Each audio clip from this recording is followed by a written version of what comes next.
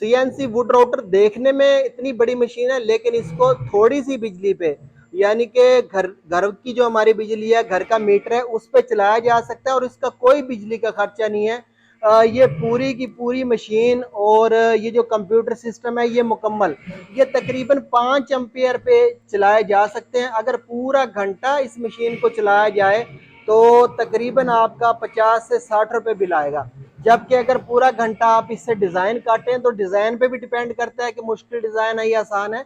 लेकिन आम तौर पे लोग इसको 1 घंटा चलाएं तो मार्केट में एक टर्म बनी होती है, तो 1,000 रुपये कमा सकते हैं। अगर इसको लगातार 12 घंटे चलाएं तो 12,000 रुपये आप रोजाना आसानी से कमा सकते हैं। ये 3D डिजाइन काट रही है, ये 3D मशीन है। अगर कोई दोस्त ये मशीन देखना चाहता है, ये मशीन खरीदना चाहता है, ये इसके बारे में मजीद इंफॉर्मेशन हासिल करना चाहता है, तो ये स्टार्ट कारोबार प्राइवेट लिमिटेड कंपनी ने बनाई है, जिसका यूएन नंबर है 03,341,447।